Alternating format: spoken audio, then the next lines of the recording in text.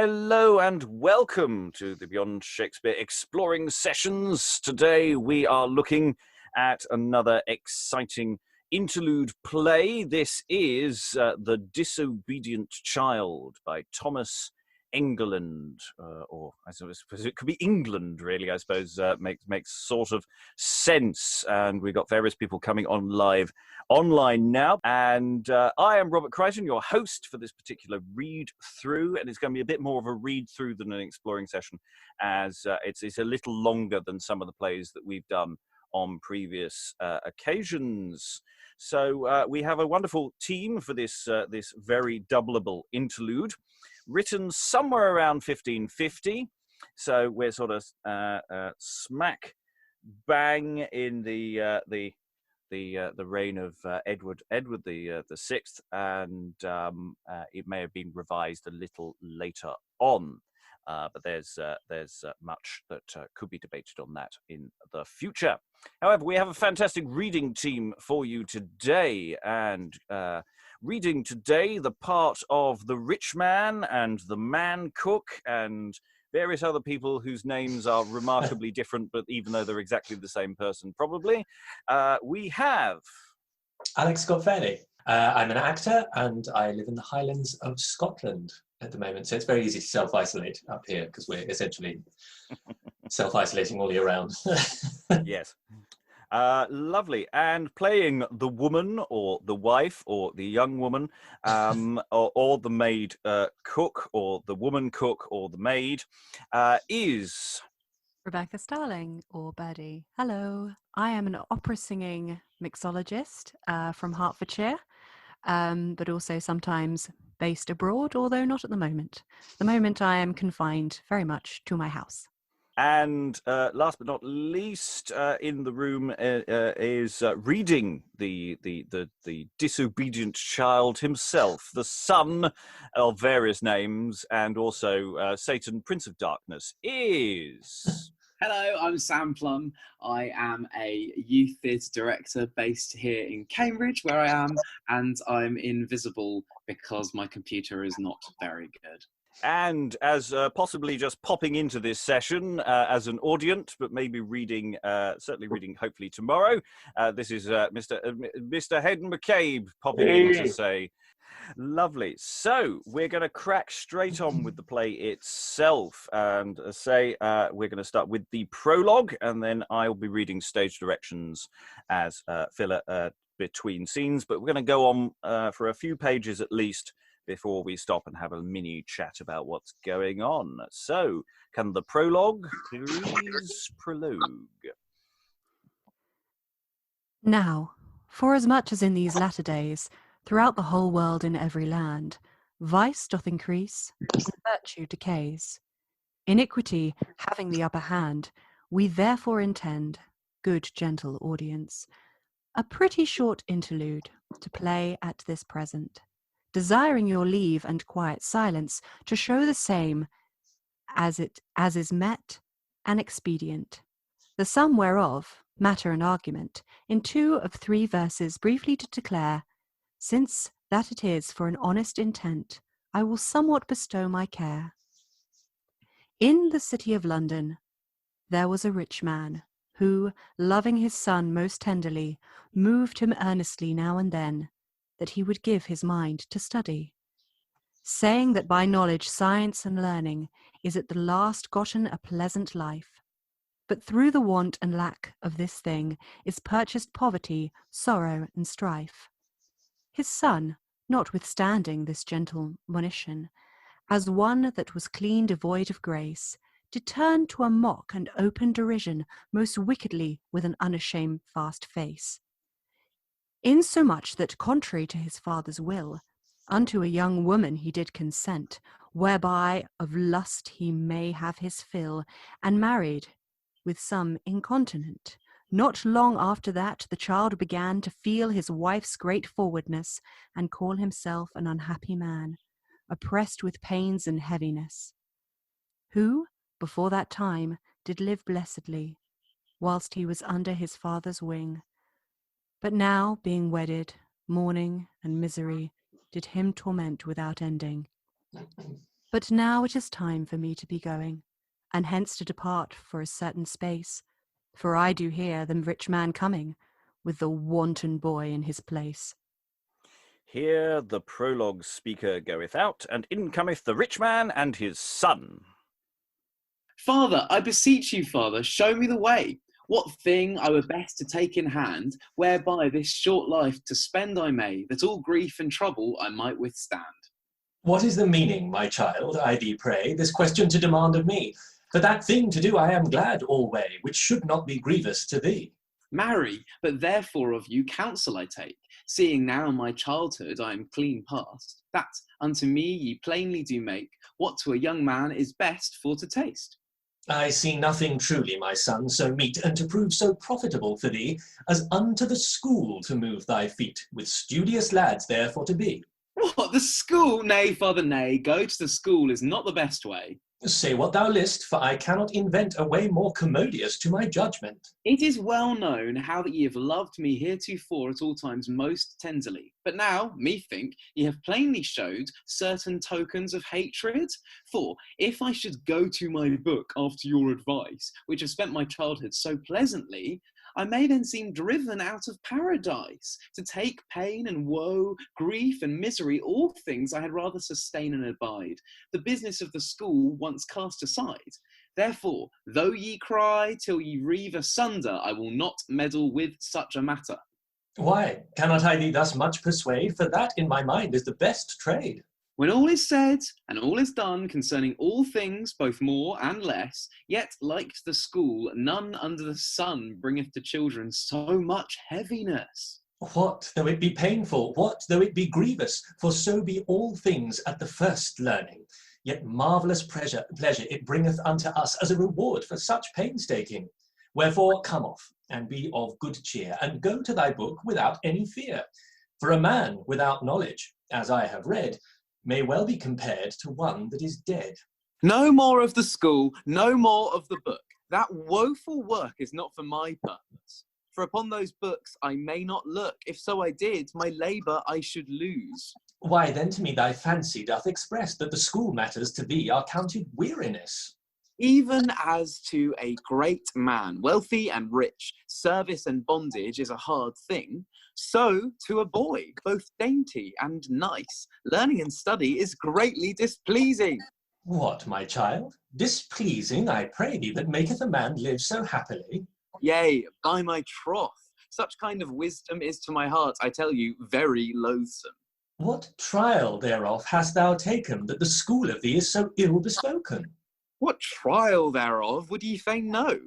Nothing more easy than this to show. At other boys' hands I have it learned, and that of those truly, most of all other, which for a certain time have remained in the house and prison of a schoolmaster. I dare well say that there is no misery, but rather joy, pastime, and pleasure always with scholars keeping company. No life to this, I thee well assure. It is not true, father, which you do say. The contrary thereof is proved alway.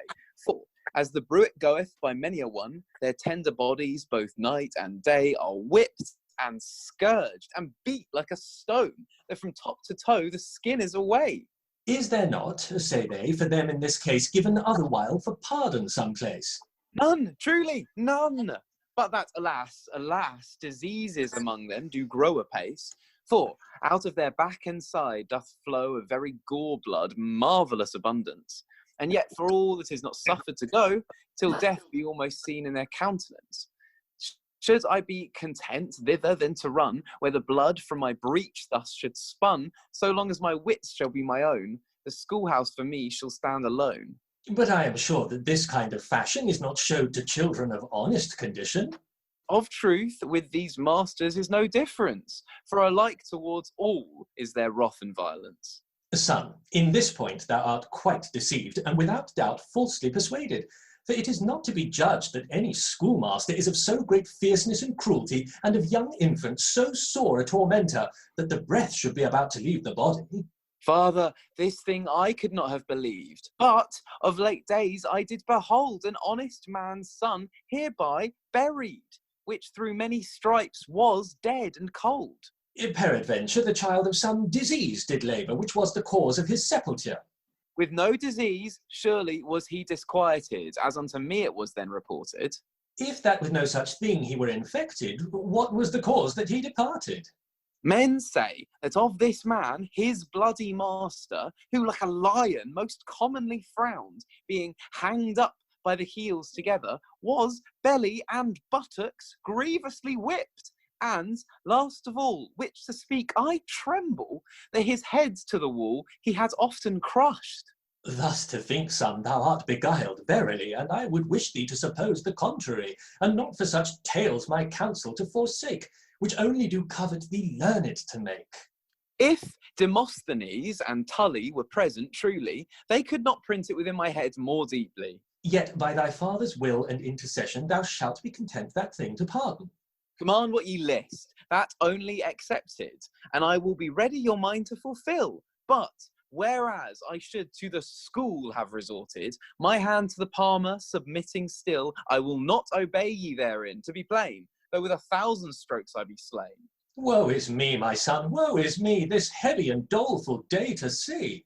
I grant indeed I am your son, but you, my father, shall not be, if that you will cast me into that prison, where torn in pieces ye might me see.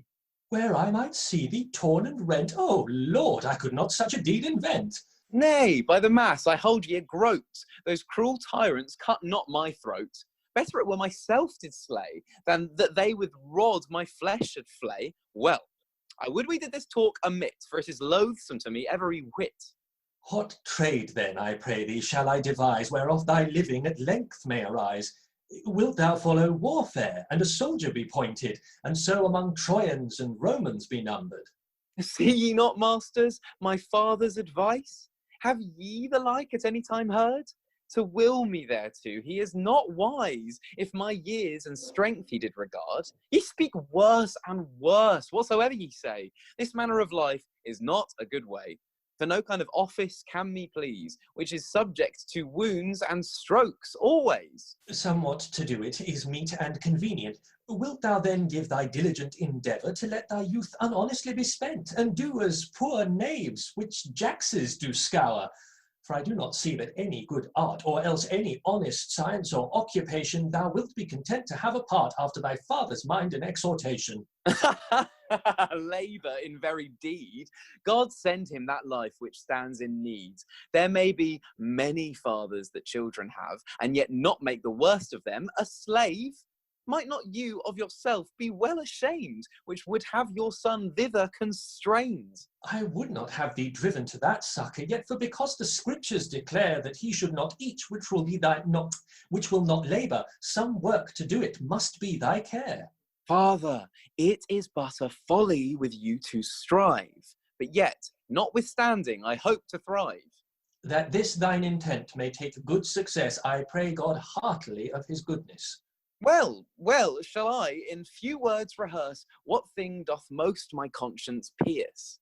Therewith I am, son, very well contented. Yea, but I think that ye will not be pleased. Indeed, peradventure it may so chance. Nay, but I pray ye, without any perchance, shall not my request turn to your grievance? If it be just and lawful which thou dost require. Both just and lawful, have ye no fear? Now, therefore ask, what is thy petition? Lo, this it is, without further dilation, for so much as all young men for this my beauty, as the moon, the stars, I do far excel. Therefore, out of hand with all speed possibly, to have a wife, methink, would do well. For now I am young, lively, and lusty, and welcome besides to all men's company. Good Lord, what do I hear? Oh, is this your beginning to perform my desire? Alas, my child, what meaneth thy doting? Why dost thou covet thy own undoing? I know not in the world how to do the thing that to his stomach may be delighting. Why, foolish idiot, thou goest about a wife which is a burden and a yoke all thy life. Admit she shall as a burthen with me remain, yet will I take one, if your good will I attain. Son, it shall not be thus by my counsel. I trust ye will not me otherwise compel. If thou were as wise as I have judged thee, thou wouldst in this case be ruled by me. To follow the contrary I cannot be turned, my heart thereon is stiffly fixed. What, I say, about thine own destruction? No, but about mine own salvation. For if I be helped, I swear by the mass, it is only marriage that brings it to pass. It is not the school, it is not the book, it is not science or occupation, it is not to be a barber or cook, wherein is now set my consolation. And since it is thus, be, father, content, for to marry a wife I am full bent. Well, if thou wilt not, my son, be ruled, but needs will follow thine own foolishness, take heed hereafter. If thou be troubled at me, thou never seek redress. For I am certain thou canst not abide any pain at all, grief or vexation. Thy childhood with me so easily did slide, full of all pastime and delectation. And if thou wouldst follow the book and learning, and with thyself also take a wise way, then thou mayst get a gentleman's living, and with many other bear a great sway. Besides this, I would in time to come, after my power and small ability, help thee and further thee, as my wisdom should me most counsel for thy commodity. And such a wife I would prepare for thee as should be virtuous, wise, and honest, and give thee with her after my degree, whereby thou mightest always live in rest. I cannot, I tell ye again, so much of my life consume at my book without a wife. I perceive, therefore, I have done too well, and showed over much favour to thee, that now against me thou dost rebel, and for thine own furtherance wilt not agree. Wherefore of my goods thou gettest not a penny, nor any succour else at my hands. For such a child is most unworthy to have any part of his father's lands. I do not esteem, father, your goods or lands, or any part of all your treasure, for I judge it enough to be out of bands, and from this day forward to take my pleasure. Well, if it shall chance thee thy folly to repent, as thou art like within short space, think none but thyself worthy to be shent, letting my counsel to take no place. As touching that matter, I will no man blame. Now, farewell, father, most heartily for the same. Farewell, my son. Depart in God's name.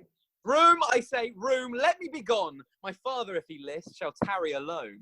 Here the sun goeth out, and the rich man tarrieth behind alone. Now, at the last, I do myself consider how great grief it is and heaviness to every man that is a father to suffer his child to follow wantonness.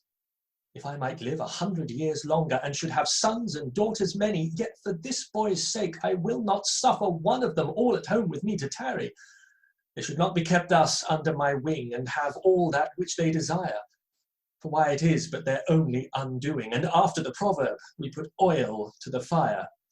Wherefore we parents must have a regard, our children in time for to subdue, or else we shall have them ever untoward, yea, spiteful, disdainful, naught, and untrue. And let us them thrust alway to the school, whereby at their books they may be kept under. And so we shall shortly their courage cool, and bring them to honesty, virtue, and nurture. But alas, nowadays, the more is the pity. Science and learning is so little regarded, that none of us doth muse or study to see our children well taught and instructed. We deck them, we trim them with gorgeous array, we pamper and feed them, and keep them so gay, that in the end of all this, they be our foes. We bask them, we kiss them, we look round about, we marvel and wonder to see them so lean. We ever anon do invent and seek out to make them go tricksy, gallant, and clean, which is nothing else but the very provoking to all unthriftiness, vice, and iniquity. It puffeth them up, it is an alluring their fathers and mothers at length to defy. Which thing mine own son doth plainly declare, whom I always entirely have loved. He was so my joy, he was so my care, and now of the same I am despised. And how he is hence from me departed, he hath no delight with me to dwell. He is not merry until he be married, he hath of knavery took such a smell. But yet, seeing that he is my son, he doth me constrain bitterly to weep. I am not, methink, well till I be gone. For this place I can no longer keep.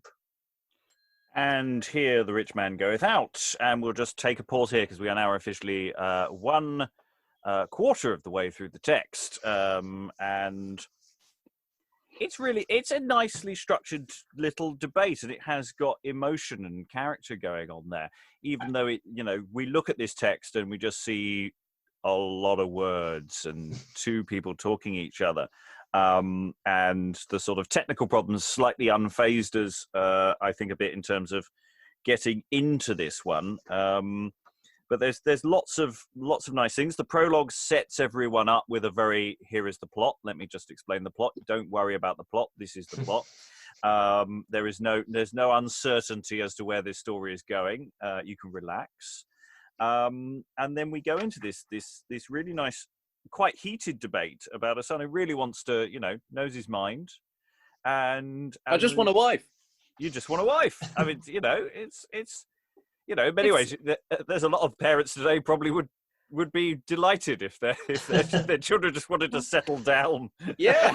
But actually, I think you're right. It's still true today. This text is still very true today. Having been a teacher and trying to get my students to study and to commit themselves to any task, to be honest, and not be distracted by those around them, be them male, female, or other. It can be like pulling teeth. So I feel for this boy. I really do. Puberty can be a bitch. Mm-hmm. Thank you. It's a hard time. Yeah, it is. And yes, Sam, you're still going through puberty. Definitely, yes. But the father's perspective is also not completely unreasonable. I think there's a nice give and take between these two. I mean, how overbearing do we think this father is? I mean, is he unreasonable, or he doesn't come across? I mean, on a cold read, he doesn't come across to me, particularly for the period, as an especially overbearing father. And he kind of puts up with a lot of sass from his son that I imagine at the period a lot of fathers would have squashed that underfoot before it was even articulated to the Take the belt to him. But it is. And it's but he's also the father is also very deaf to literal descriptions of like child abuse and corporal punishment that, well, he doesn't take them seriously, but they're serious concerns. Yes, I don't want to go to school. They're horrible there. Yes, well, it's sort of painted in almost sort of Hilaire Belloc, Roald Dahl-esque kind of like this child was flogged until it bled to death, which I'm sure did happen occasionally in the period. But if I was a father listening to that, I'd kind of go, you are kind of exaggerating. That child died of typhus. It didn't die of being spanked to death by its schoolmaster. And the benefits of an education will far outweigh the mental and physical scars that you will gain from schooling. Yes, and we do have reports of schoolmasters over beating and possibly even abusing children. Even then, I mean, it's not actually unknown. There's a playwright, Nicholas Udall, who has a very bad reputation as a schoolmaster.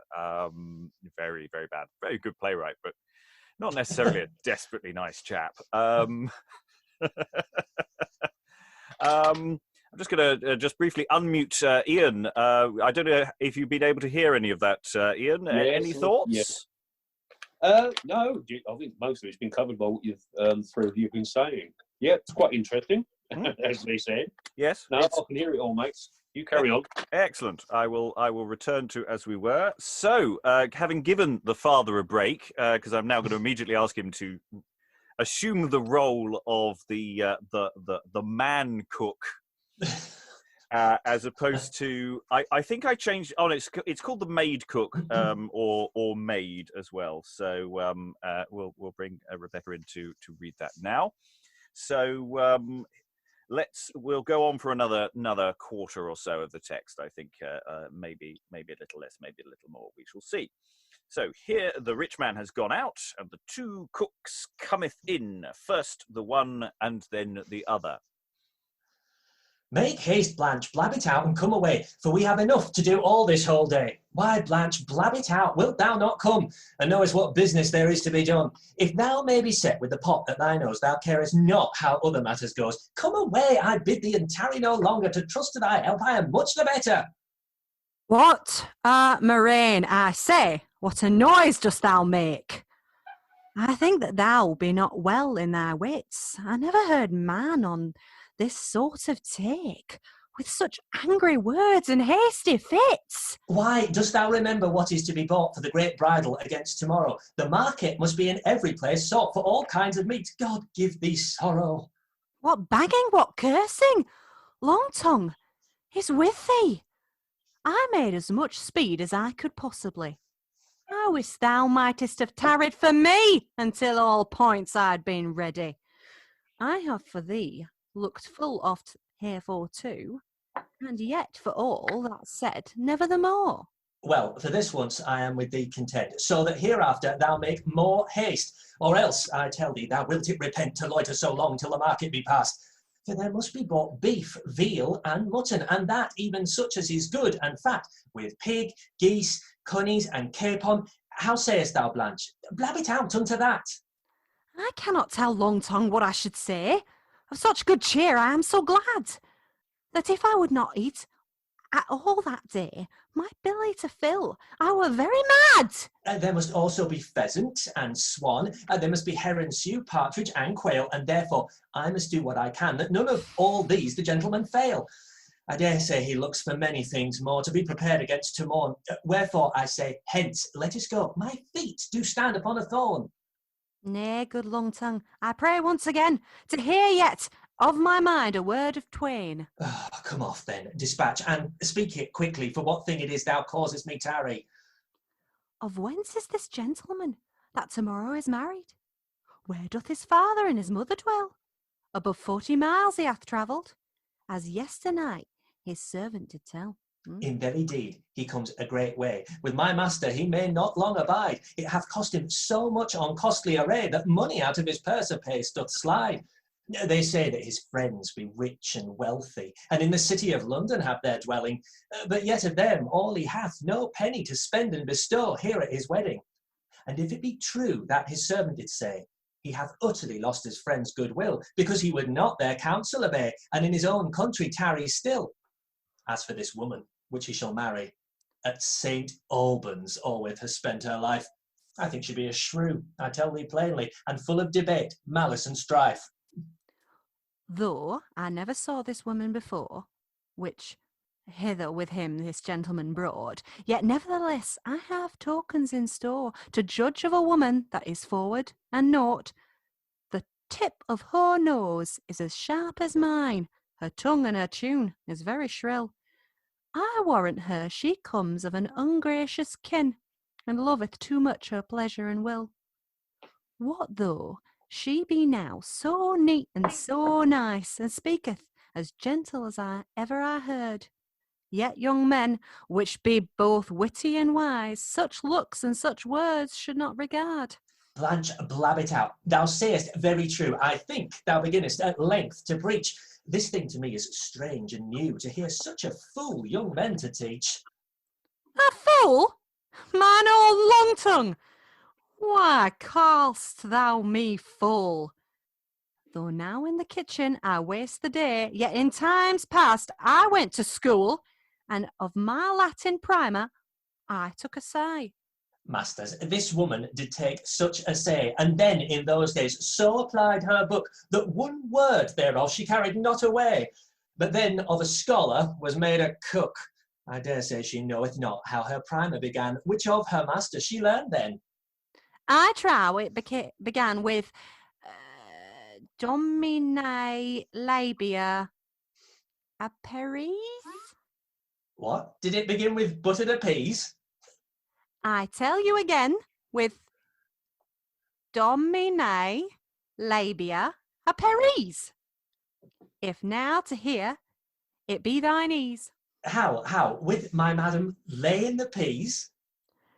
I think thou art mad with Domine labia aperis. Yea, marry, I judged it went such ways. It began with Dorothy, lay out the keys. Nay then, good night. I perceive by this gear that none of is so deaf as who will not hear. I spake as plainly as I could devise. Yet me understand thou canst in no wise. Why, yet once again, and I will better listen, and look upon thee how thy lips do open. Well, mark then, and hearken once for all, or else hear it again thou never shall. My book, I say, began with Domine labia aperis. Fie, how slow I am of understanding. Was it all this while Domine labia aperies? Belike I have lost my sense of hearing with broiling and burning in the kitchen a days. I promise thee thou seemst to have done little better, For that I wot in my life I never saw one like to thyself in so easy a matter, unless he were deaf, thus play the door. Yeah, come on, we have almost forgotten such plenty of victuals as we should buy. It were arms, by my troth, thou were well beaten, because so long thou hast made me tarry. Tush, tush!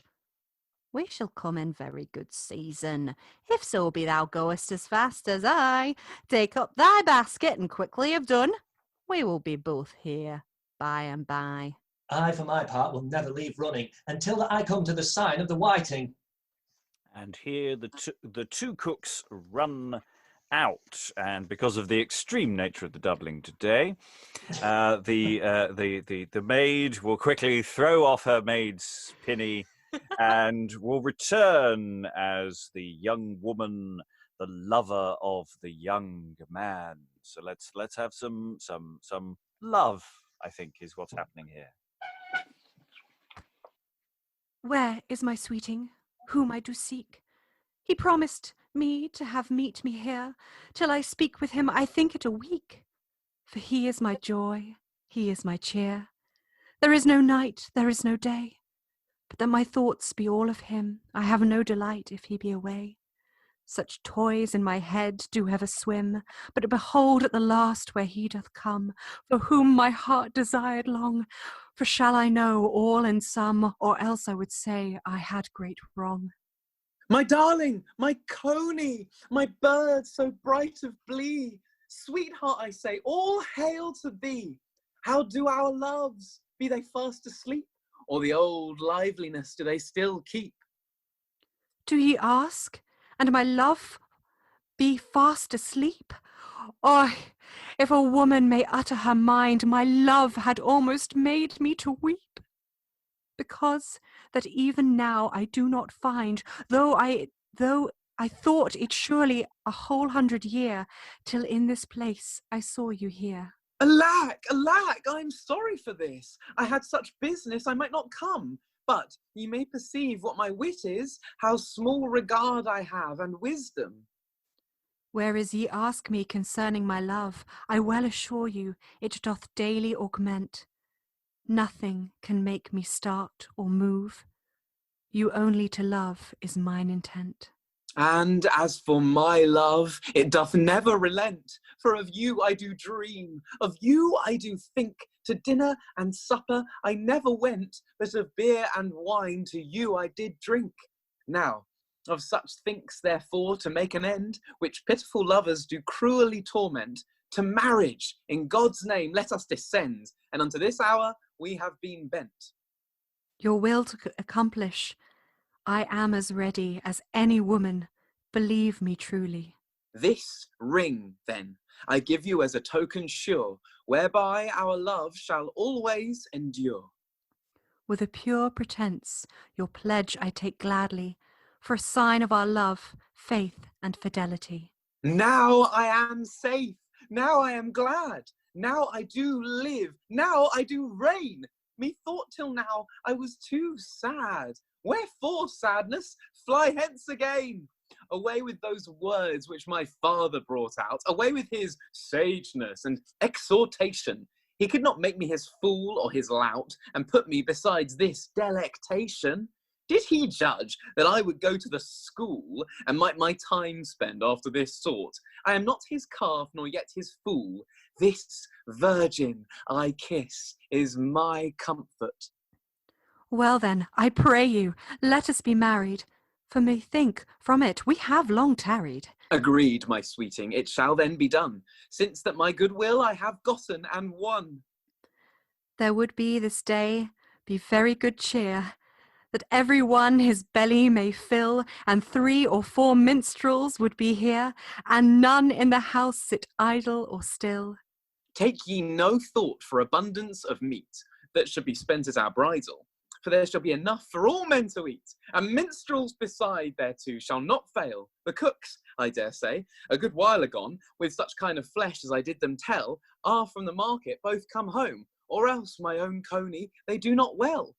I knew, before that I come to this place, we should be married together this day, which caused me then forthwith in this case to send for victuals ere I came away. Wherefore then, I pray ye, Shall we go to our inn and look that everything be made ready? Or else all is not worth a brass pin. Such haste is required in matrimony. I think 6 o'clock, it is not much past, but yet to the priest we will make haste, that, according to custom, we may be both coupled, and with a strong knot forever bound fast. Yet, ere I depart, some song I will sing, to the intent to declare my joy without fear. And, in the meantime, you may, my sweeting, rest yourself in this little chair. Spite of his spite, which, that in vain, doth seek to force my fantasy, I am professed for loss or gain to be thine own assuredly. Wherefore, let my father spite and spurn, my fantasy will never turn. Although my father of busy wit doth babble still, I care not though. I have no fear, nor yet will flit, as doth the water to and fro.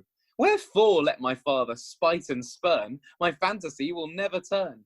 For I am set, and will not swerve, whom spiteful speech removeth naught. And since that I thy grace deserve, I count it is not dearly bought. Wherefore let my father spite and spurn, my fantasy will never turn. Who is afraid? Let you him fly, for I shall well abide the brunt. Maugre to his lips that listeth to lie, of busy brains as is the wont. Wherefore let my father spite and spurn, my fantasy will never turn. Who listeth thereat to laugh or lour, I am not he that aught doth reach. There is no pain that hath the power out of my breast your love to fetch. Wherefore let my father spite and spurn, my fantasy will never turn.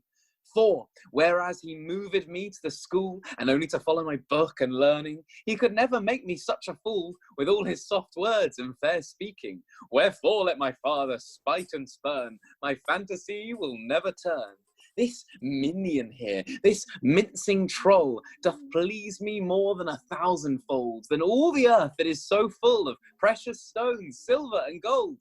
Wherefore let my father spite and spurn, my fantasy will never turn. Whatsoever I did, it was for her sake, it was for her love and only pleasure. I count it no labour, such labour to take, in getting to me so high a treasure. Wherefore let my father spite and spurn, my fantasy will never turn. This day I intended for to be merry, although my hard father be far hence. I know no cause for to be heavy, for all this cost and great expense. Wherefore let my father spite and spurn, my fantasy will never turn. How like ye this song, mine own sweet rose? Is it well made for our purpose? I never heard in all my life a better, more pleasant, more meet for the matter. Now let us go then, the morning is nigh gone, we cannot any longer here remain. Farewell, good masters every one, till from the church we come again. Here they go out. I will briefly pause at this moment. I mean, several things. I was wondering to myself earlier. You know, the cooks are obviously preparing for a wedding feast, and but it wasn't really properly explained, and it sort of just seemed to be random comic business with a hilarious Latin joke. Oh, I'm so sorry for my appalling accent. No, worry, no. We're all about the broad strokes here. Don't worry. Subtlety would be wasted. Yeah, it seems to be quite a troubled relationship between the two cooks there.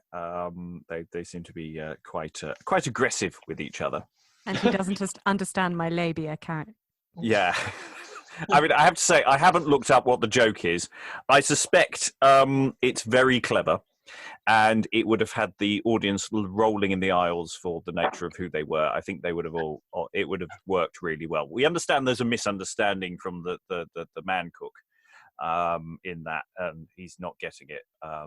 It's the kind of joke that just.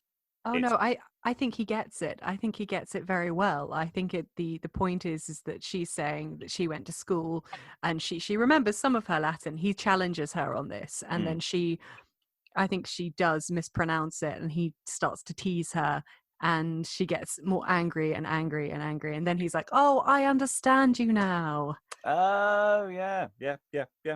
I like that. Yes, so sort of, why didn't you say so in the first place? Yes. Okay. Yeah. She absolutely has. So, and then we have the young man and the young woman who are, isn't youth wasted on the young? They're so sweet, rushing in. A little hint of that they would really like to have sex at some point. Just that it's quite subtly done actually for this kind of thing. You know, shall we go to our inn? You know, when's the service done? We should be able to go to bed quite quickly. I think Ian's saying farewell. No, I'm not. Just waving. He's just waving at me. Can you hear me, Rob? I can indeed, yes. Oh, yeah, that Latin, that is God will open my lips. So, yes. I think the Well, double meaning there is... now you can see where it fits. Yeah. That works very well. Exactly, So, how? I mean, obviously, I don't know about anyone else, but if my would you look forward to a 20-verse song from your lover just before your wedding? I love that he's like, sit down. Yes. Well, I mean, I didn't expect it before, but I certainly expect it now.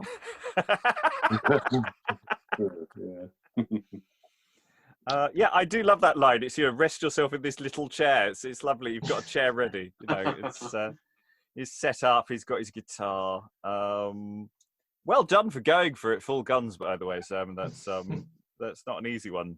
I'm sorry I didn't sing it. I just thought if I start improvising a melody, I'll forget it halfway through. Oh, but that's the joy. Yeah, he sang for us yesterday, but now he pulls back. It's very disappointing. I've learned from the error of my ways. Okay, to break up the narrative, we have a priest.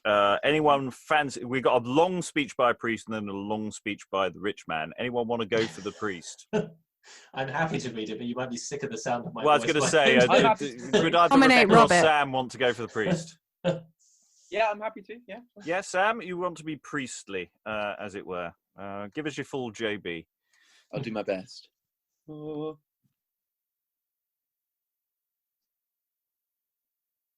So, in cometh the priest alone. Sirs, by my troth, it is a world to see the exceeding negligence of everyone, even from the highest to the lowest degree. Both goodness and conscience is clean gone. There is a young gentleman in this town who this same day now must be married. Yet, though I would bestow a crown, that knave the clerk cannot be spied, for he is safe, if that in the alehouse he may sit tippling of nut-brown ale, but oft he comes forth as drunk as a mouse, with a nose of his own not greatly pale. And this is not once, but every day almost of my faith, throughout the whole year, that he these tricks doth use to play, without all shame, dread, and fear. He knoweth himself that yesternight the said young gentleman came to me, and then desired that he might this morning betimes married be. But now I doubt it will be high noon ere that his business be quite ended, unless the knavish fool come very soon, that this same thing may be dispatched. And therefore, since that this naughty pack hath at this present me thus served, he is like henceforward my goodwill to lack, or else unwise I might be judged. I am taught hereafter how such a one to trust in any matter concerning the church, for if I should, I perceive that I must of mine own honesty lose very much. And yet, for all this, from week to week, for his stipend and wages he ever crieth, and for the same continually doth seek, as from time to time plainly appeareth. But whether his wages he hath deserved, unto you all I do me report, since that his duty he hath not fulfilled, nor to the church will scant resort, that many a time and oft I am fain to play the priest, clerk, and all, though thus to do it is a great pain, and my reward but very small. Wherefore, God willing, I will such order take, before that I be many days elder, that he shall be glad this town to forsake, and learn evermore to please his better, and in such wise all they shall be used, which in this parish intend to be clerks. Great pity it were the church should be disordered, because that such swilboles do not their works. And, to say truth, in many a place, and other great towns beside the same, the priests and parishioners be in the like case, which to the churchwardens may be a shame. How should the priest his office fulfill, accordingly as indeed he ought, when that the clerk will have a self-will, and always in service time must be sought? Notwithstanding, at this present there is no remedy, but to take time as it doth fall. Wherefore, I will go hence and make me ready, for it helpeth not to chafe or brawl. And here the priest goeth out. Before we go into the rich man, there is a plot element here of talking about he's the priest, he's going to marry them in a bit. They're going to be late if they're going to miss the cutoff point at midday, so they better hurry up. And then, of course, he just does some complaining, which is lovely. Any thoughts about this particular priest's complaints here? He's quite meandering. Just a bit.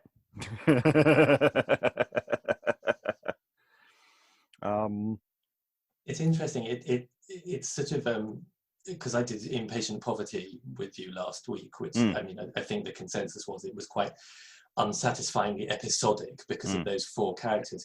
But actually, that even if you could tightly double it with three people, even though it sort of has the same, to a degree, episodicness of one person coming on and having a monologue and then maybe a duo, it feels much more satisfying to read. Like, these characters feel much more idiosyncratic, much more well drawn out. And I know that's part of the sort of part of the point with Impatient Poverty, is sort of that morality construction. But they're really nicely detailed. Like, these characters, they don't seem just generic archetypes. Yeah.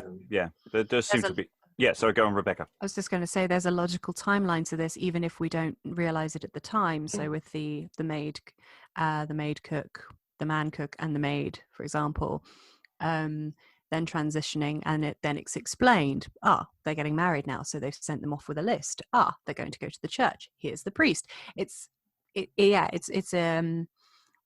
the moment I haven't lost my way at all. Yeah, there is a sense that the narrative is being pushed forward with every scene, even if the scenes are episodic or very self-contained. The narrative is moving forward, which is nice. Any thoughts from you, Ian? No, I'm just listening. You carry on. Carry on. Okay, rich man, you too get a long speech. Good luck. Strap in, everyone. In comes the rich man. Coming this day forth of my chamber, even as for water to wash I did call, by chance I espied a certain stranger, standing beneath within my hall, who in very deed came from the innholder, whereas for a time my son did lie, and said that his master had sent me a letter, and bade him to bring it with all speed possible, wherein he did write that, as this day, that unthrift my son to a certain maid should then be wedded without further delay, and hath borrowed more than will be paid. And since that he heard he was my son by a gentleman or two this other day, he thought that it should be very well done to let me have knowledge thereof by the way, and willed me, if that I would anything of him to be done of me in this matter, that then he his servant such words should bring, as at his coming he might do hereafter. I bade him thank his master most heartily, and sent him by a piece of venison, for that he vouchsafed to write so gently touching the marrying and state of my son. But notwithstanding, I sent him no money to pay such debts as my son did owe, because he had me forsaken utterly, and me for his good father would not know, and said that with him I would not make from that day forward during my life, but as he had brewed, that so he should bake, since of his own choosing he gat him a wife. Thus, when his servant from me departed, into my chamber I went again, and there a great while I bitterly weeped. This news to me was so great pain. And thus with these words I began to moan, lamenting and mourning myself all alone. Oh madness, oh doting of those young folk, oh minds without wit, advice, and discretion, with whom their parents can bear no stroke in their first matrimonial conjunction. They know not what misery, grief, and unquietness will hereafter ensue of their extreme foolishness. Of all such labours they be clean ignorant, which in the nourishing and keeping of children to their great charges it is convenient either of them henceforth to sustain. Concerning expenses bestowed in a house, they perceive as little as doth the mouse. On the one side, the wife will brawl and scold. On the other side, the infant will cry in the cradle. Anon, when the child waxeth somewhat old, for meat and drink he begins to babble. Hereupon cometh it that at markets and fairs a husband is forced to buy many wares.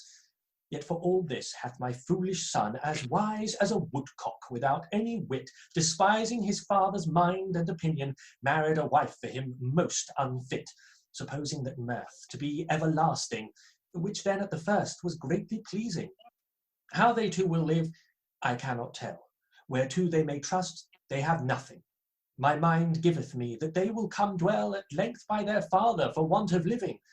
But my son, doubtless, for anything that I know, shall reap in such wise as he did sow. True, he shall find that Hipponax did right, who said with a wife are 2 days of pleasure.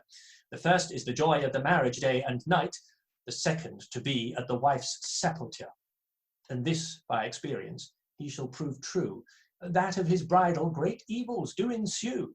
And, as I suppose, it will prove in his life, when he shall wish that to him it may chance, which unto Eupolis and also his wife, the night they were wedded, fell for a vengeance, who with the heavy ruin of the bed was slain, as the poet Ovid in these 2 verses make plain. Sit tibi conjugii nox prima novissimi vitae, Eupolis hoc periit et nova nupta modo. Ovidius, writing against one Ibis, his enemy, that the first night of his marriage did wish, the last of his life might be certainly, for so, quoth he, did Eupolis and his wife perish. Yet to my son I pray God to send, because thereunto me nature doth bind, though he hath offended a better end than Eupolis and his wife did find. And now I shall long ever anon, till some of those quarters come riding hither, unto the which my son is gone, to know how they do live together. But I am fasting, and it is almost noon, and more than time that I had dined. Wherefore from hence I will go soon. I think by this time my meat is burned. Oh, I like that. That you're right, that even though you've got a long speech there, I mean, a lot of it's plot, and then he does go off on a tangent that's really interesting. It still keeps those character notes in there. That love, that just makes him human. And he's making this hard decision. He's decided the best thing for his son is to cut him off without a shilling. And that doesn't mean there isn't an emotional toll on you, and that that is upsetting to you, that you've been thwarted, and that there is a complex relationship going on here. How do you feel about that, son? It's very moving. It's very moving. I like the way that it is. Yeah, as you say, it's very plotty, but it's compared to what we were doing yesterday. I feel like I am a bit more in someone's brain. It's idiosyncratic, and they both are. The priest's one as well. I think it's great. It's a playwright playing around with psychology a bit more. Okay, well, so a little. We've queued up that the young man and the young woman are both being married.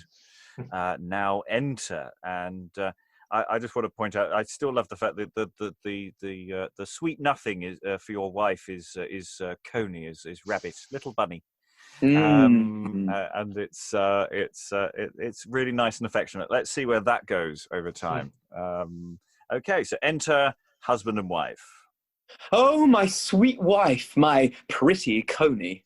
Oh, my husband, as pleasant as honey. Oh, Lord, what pleasures and great commodity are heaped together in matrimony. How vehement, how strong a thing love is, How many smirks and dulcet kisses. What smiling, what laughing, what sport, pastime, and playing. What tickling, what toying, what dallying, what joying. The man with the wife is wholly delighted, and with many causes to laughter enforced. When they drink together. They never eat, but one with another. Sometimes to their garden forth they walk, and into the fields sometimes they go. With many pretty tricks and gestures they talk, as they do move their feet to and fro. Sometimes they ride into the country, passing the time with mirth and sport. And when with their friends they have been merry, home to their own house they do resort. Sometimes abroad they go to see plays, and other trim sights for to behold, when often they meet in the highways much of their acquaintance they knew of old. Sometimes to the church they do repair, to hear the sermon that shall be made, though it to remember they shall have small care, for they. Sometimes to the church they do repair, to hear the sermon that shall be made, though it to remember they shall have small care, for why they be now but few of that trade. Sometimes at home at cards they play, sometimes at this game, sometimes at that. They need not with sadness to pass the day, nor yet to sit still or stand in one plat. And as for us wives, occasions do move, sometimes with our gossips to make good cheer, or else we do not, as did us behove, for certain days and weeks in the year. I think that a man might spend a whole day declaring the joys and endless bliss which married persons receive alway, if they love faithfully, as meet it is. Wives cannot choose, but love earnestly, if that their husbands do all things well, or else, my sweetheart, we shall espy that in quietness they cannot dwell. If they do not, it may be a shame, for I love you heartily, are you assure? Or else I were truly greatly to blame, ye are so loving, so kind and demure. I trust that with neither hand or foot ye shall see any occasion by me, but that I love you, even from the heart root, and during my life so intend to be. Who then merry marriage can discommend, and will not say with Aristotle in his Ethics agree, but will say that misery is the end, when otherwise I find it to be. A politic man will marry a wife, as the philosopher makes declaration, not only to have children by his life, but also for living, help, and sustentation. Who will not with Heracles plainly confess that mankind to society is wholly adjoining, and in this society nevertheless of worthy wedlock took the beginning, without the which no city can stand, nor household be perfect in any land? Pythagoras, Socrates, and Crates also, which truly were men of very small substance, as I heard my father tell long ago, did take them wives with a safe conscience, and dwell together, supposing that they were unto philosophy neither stop nor stay. Yea, what can be more according to kind than a man to a woman himself to bind? Away with those, therefore, that marriage despise, and of dangers thereof invent many lies. But what is he that cometh yonder? Do you not think it is our man? Somewhat there is that he hasteth hither, for he makes as much speed as he can. And here the servant of the rich man's son cometh in with an errand to his master. Master! So if everyone's doing silly accents, I suppose I might as well Yes. come in with one. I don't know if he's going to be right. I don't know where. Master, there is a stranger at home. He would very fain with you talk. Until that to him ye do come, forth of the doors he will not walk. Come on then, my wife, if it be so, let us depart hence for a season, for I am not well till I do know of that man's coming the very reason. And here they both go out, and their servant doth tarry behind alone. Oh, let them both go, and do what they will, and with communication fill their belly.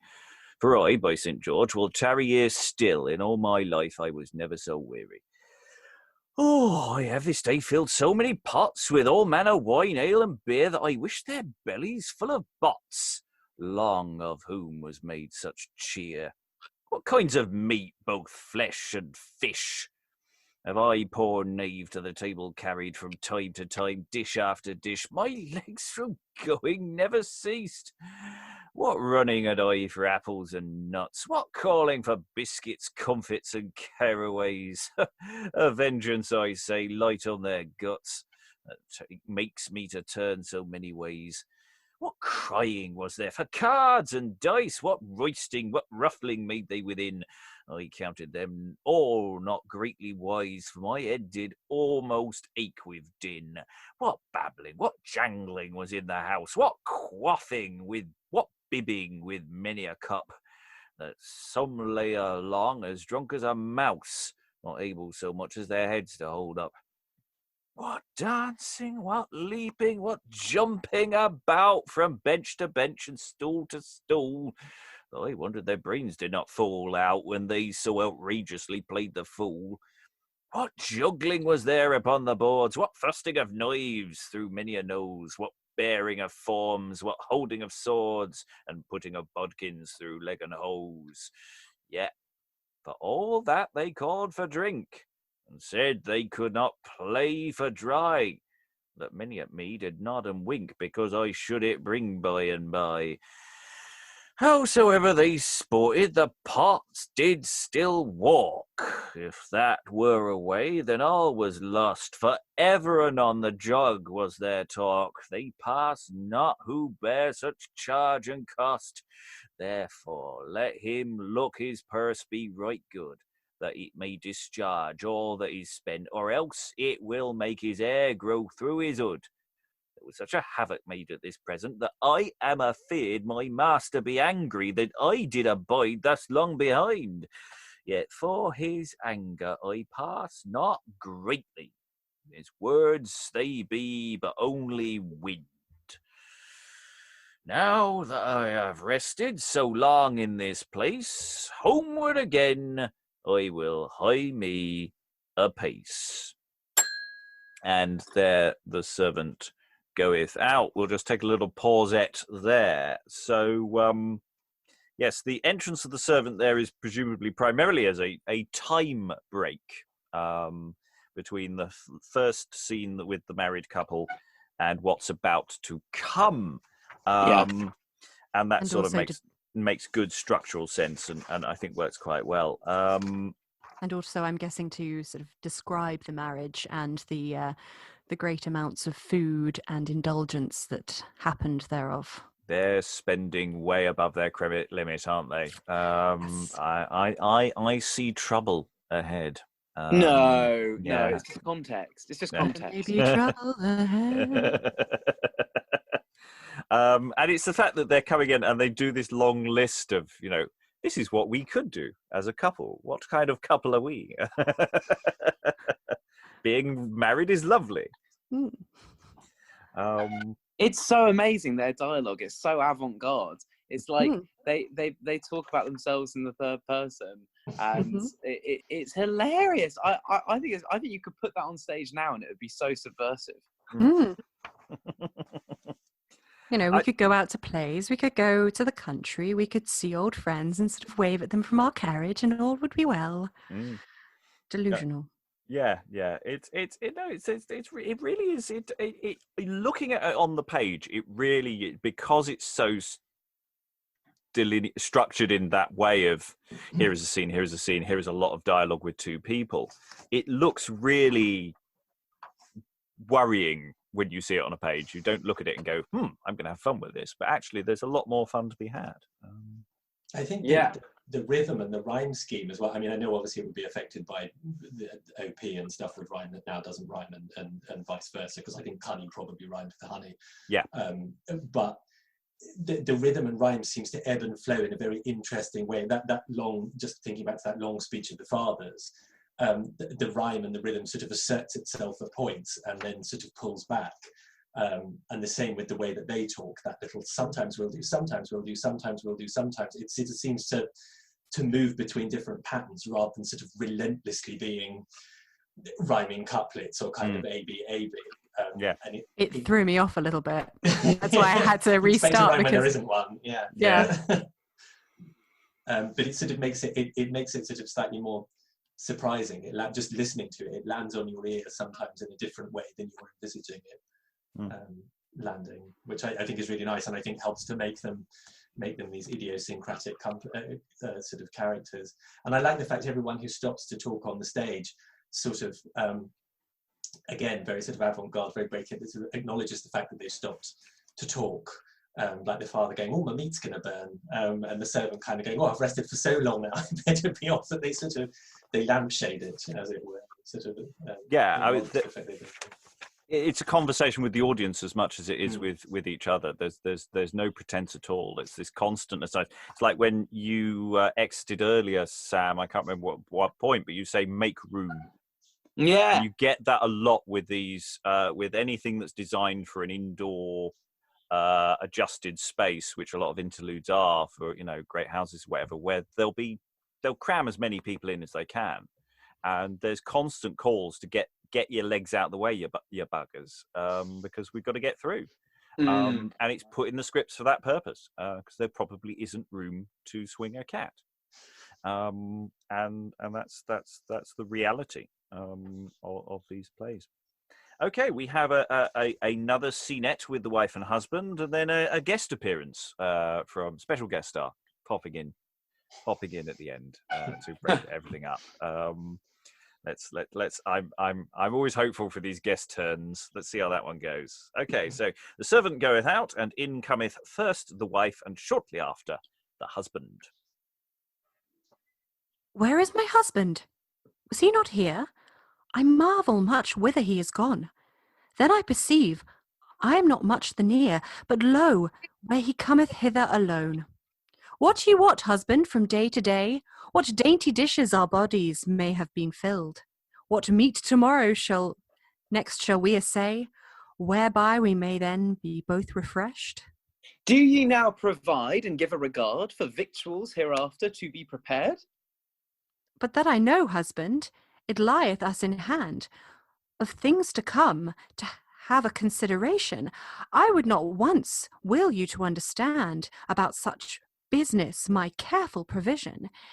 It is needful, therefore, to work we make haste, that to get both our livings we may know the cost. To trouble me now and make me vexed, this mischievous means hast thou invented. What trouble for thee? What kind of vexation? Have I to disquiet thee caused at this present? My only mind is thou make expedition to seek for our profit, as is convenient.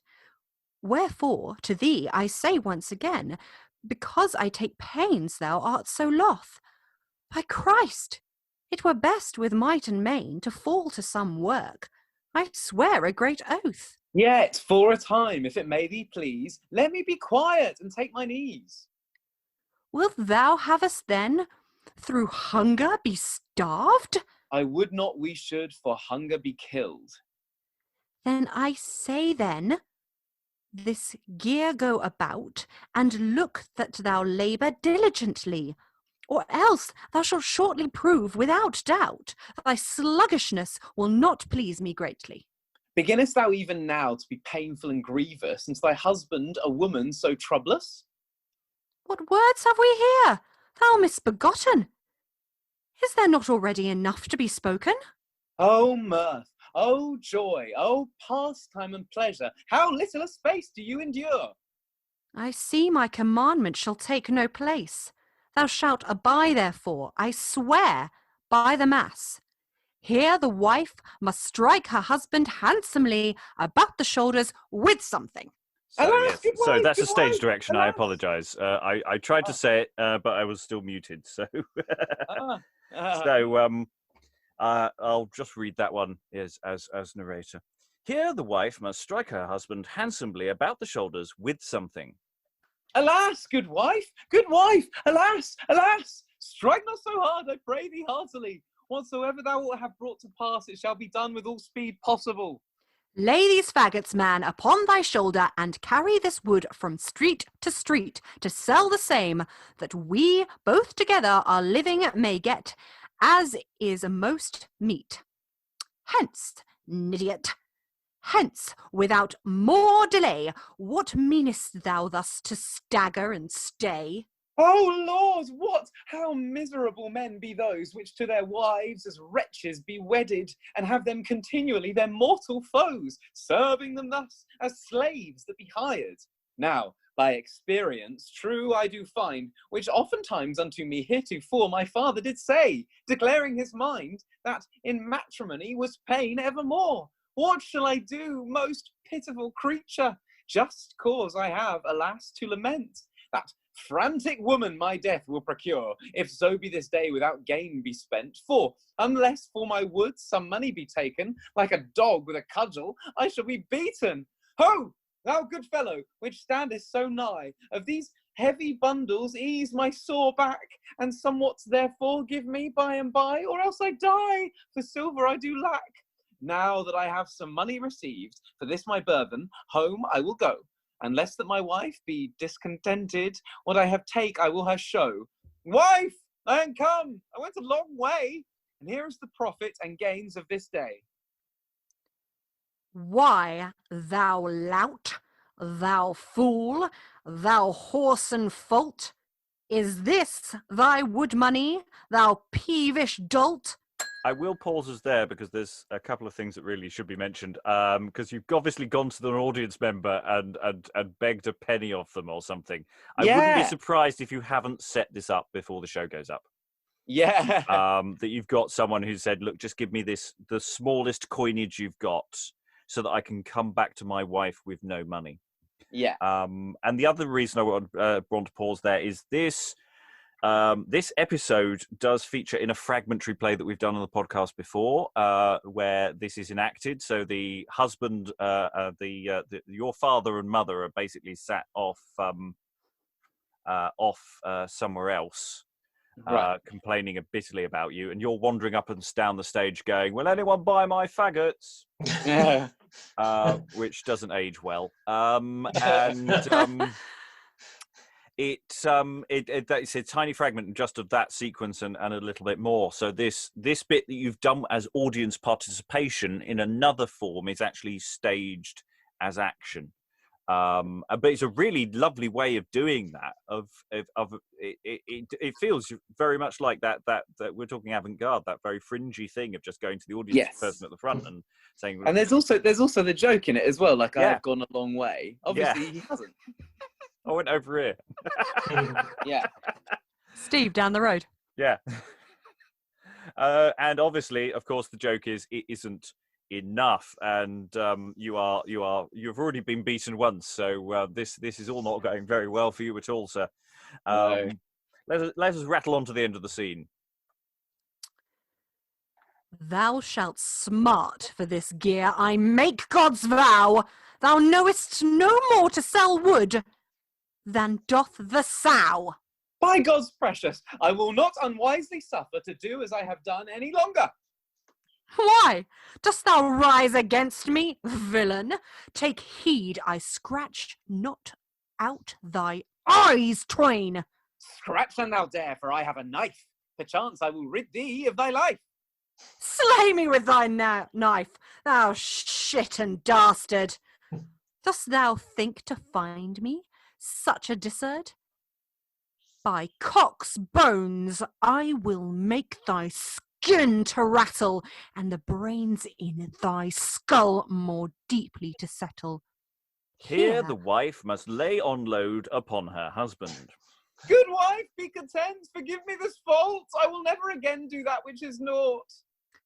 Go on, foolish calf, go to and uprise, and put up thy knife, I thee advise. I will do your commandments whatsoever. Hence away then, and fill this with water. Oh, merciful God! In what lamentable state is he, of whom the wife is the master? Would God I had been predestinate on my marriage day to have died with a fever. Oh, wretched creature, what may I do? My grievous wife shall I return unto? Lo, wife, behold, without further delay, the water ye sent for here I do bring. What, I say?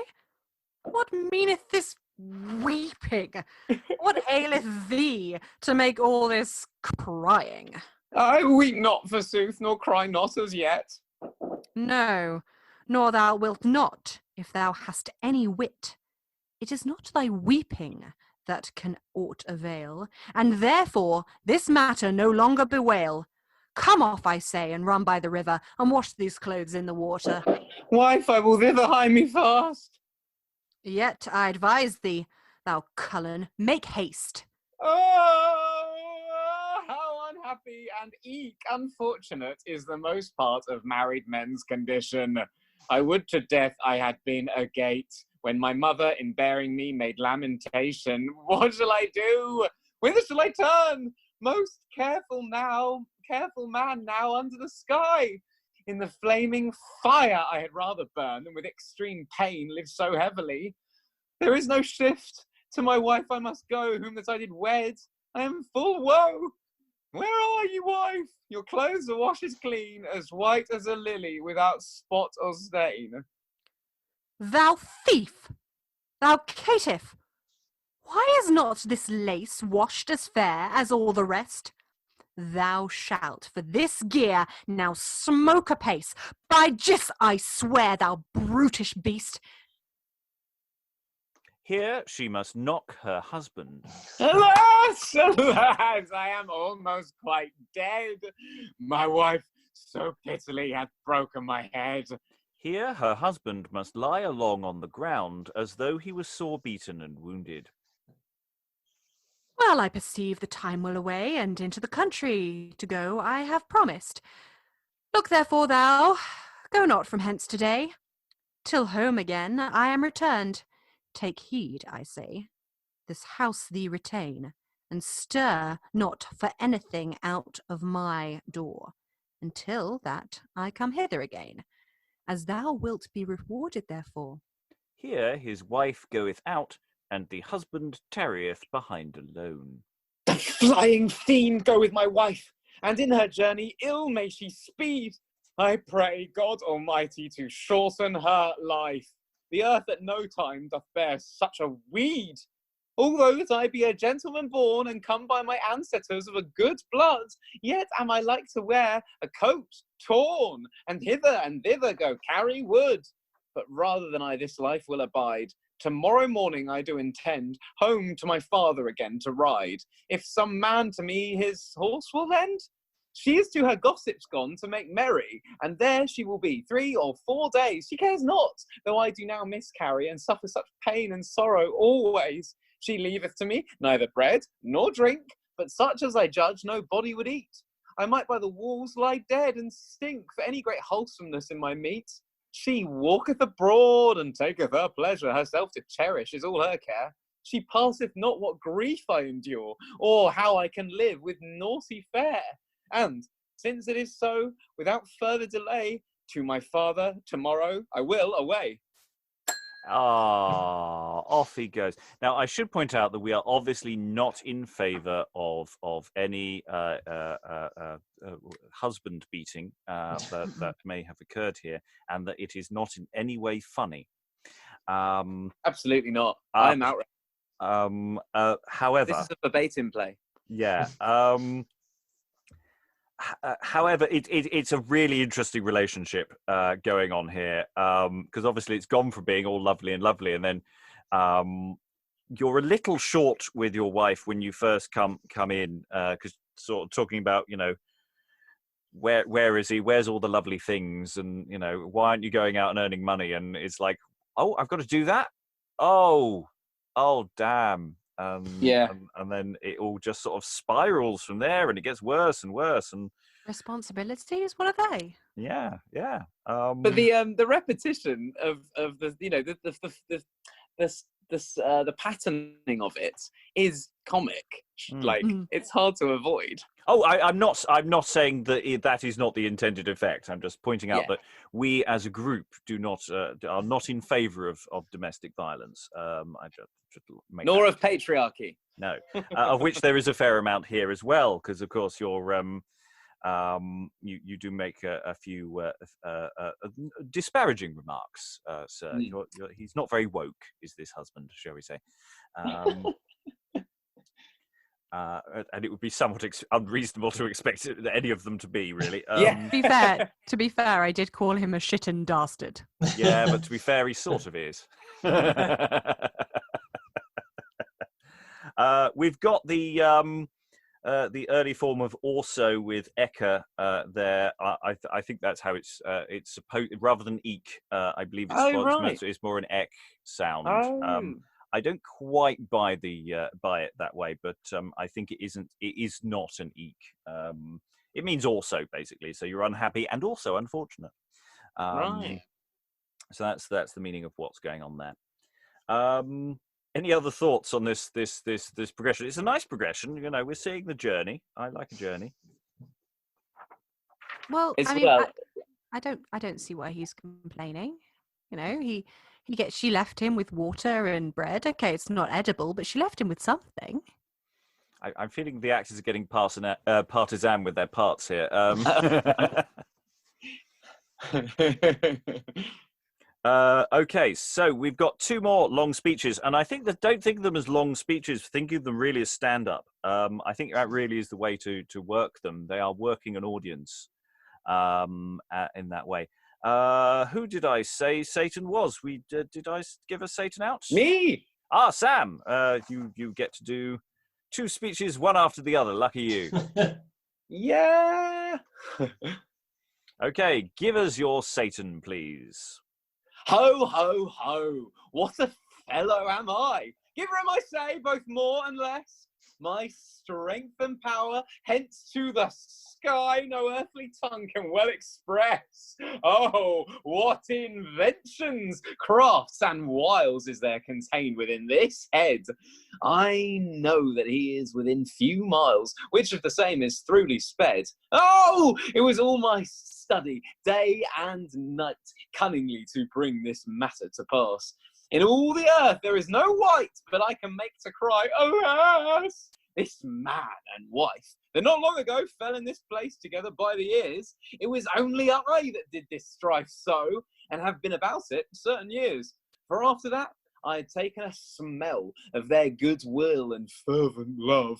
Methought I should not tarry in hell, but unto debate them shortly move. Oh, it was I that made him to despise all wisdom, goodness, virtue, and learning, that afterwards could in no wise once in his heart fancy teaching. Oh, it was I that made him refuse the wholesome monition of his father dear, and caused him still of a wife to muse, as though she should be his joy and cheer. Oh, it was I that made him go hence, and suppose that his father was very unkind. It was I that did drive him to such expense, and made him as bare as an ape is behind. And now that I have this business ended, and joined him and his wife together, I think that I have my part well played. None of you all would do it better. Oh, this well-favoured head of mine, what things soever it hath in hand, is never troubled with ale or wine, neither by sea, nor yet by land. I tell you, I am a marvellous bozzy, as any is at this day living.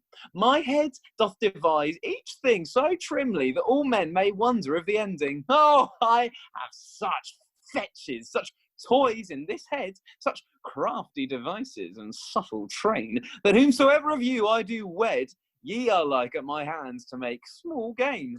There is no gentleman, knight, or lord, there is no duke, earl, or king, but if I list, I can with one word shortly send unto their lodging. Some I disquiet with covetousness, some with wrath, pride, and lechery, and some I do thrust into such distress that he feeleth only pain and misery.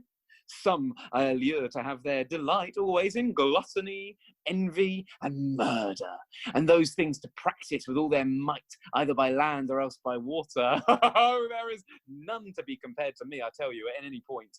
With a great sort myself I have tried, that boldly ventured many a joint, and when for a long time we had wrestled and showed our strength on either side, yet oftentime a fall they received, when through my policy their feet did slide. Wherefore, my dear children, I warn ye all, take heed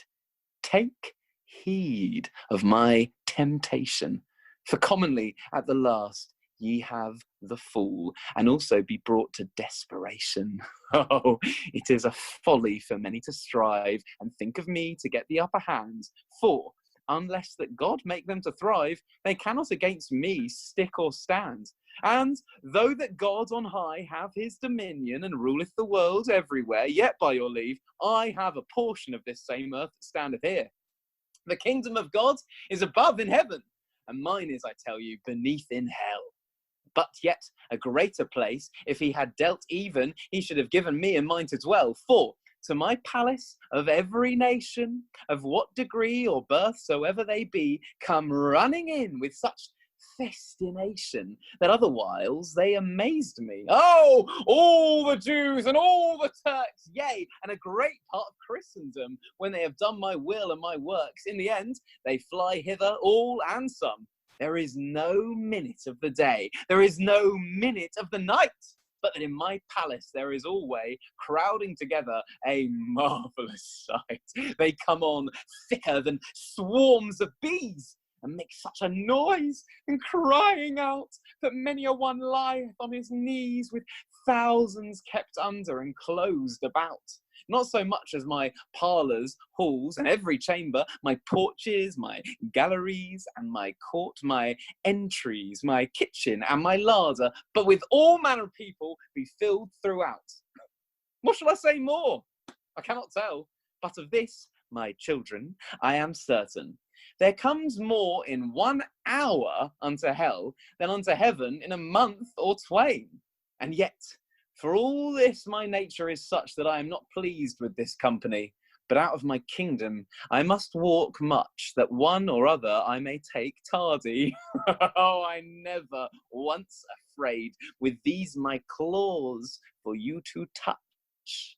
For I will not leave till you be paid such treasure as is within my pouch. The world is my son, and I am his father. And also the flesh is a daughter of mine. It is I alone that taught them to gather both gold and silver that is so fine. Wherefore I suppose that they love me well, and my commandments gladly obey, that at the last then unto hell they may come all the ready way. But now I know, since I came hither, there is such a multitude at my gate that I must again repair down thither after mine old manner and rate. And here the devil goeth out. And we'll just give Sam a tiny bit of a break there, just to breathe in before he comes back in, and we go into the home straight because it's very much all over. It's a very different Satan than we had yesterday. Sam was here for yesterday, where Satan joins the throng and introduces Satan's son, Hypocrisy, who goes out and does all the splitting up of people. This is very much after the fact, saying, this is all me, all mine, all mine. Yeah. I made this. Yeah. I find him much more understated and much more epic in this one. Understated and epic. Yeah. Well, insofar as he's not doing, you're not seeing him do anything. He's not performing any of his deeds. And by just describing them, it's kind of, he's able to describe things that you'd never be able to see on stage. And it's interesting, he seems almost proud of the fact that double the amount of people come through his doors than those of heaven. And there's sort of a certain swagger about this personality, almost like an effortless to his reign. Oh, I like that. And we've had a few Satans in our time, so there's always nice variations on a theme. We can add this to the list, which is really nice. And yeah, there's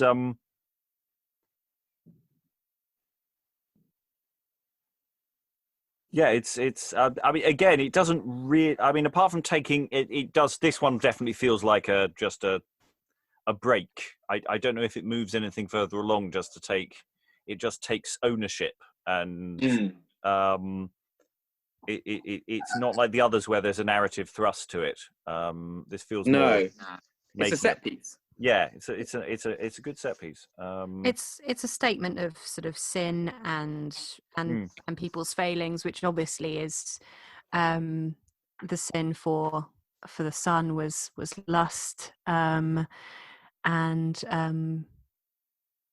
just I suppose the sin for the wife is wrath. Yeah. Sorry, not sure where that was going.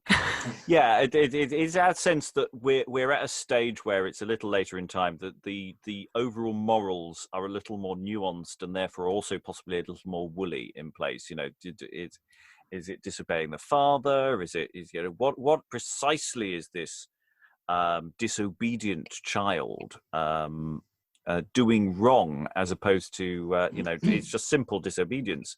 But in a sense that everything that he's doing wrong is there's a whole host of things that you could argue he's doing wrong, or he's just young. He's just young. Yeah. Yeah, and insofar as in that regard, it's quite similar to yesterday, isn't it? That you're getting this fear of youth just through this piece. Yeah. But let's see. The story ends. So let's the rich man's son alone comes in. And in a moment, Daddy will join you, so it will all be fine. How glad am I that my journey is ended, which I was about this whole day. My horse to stand still I never suffered, because I would come to the end of my way.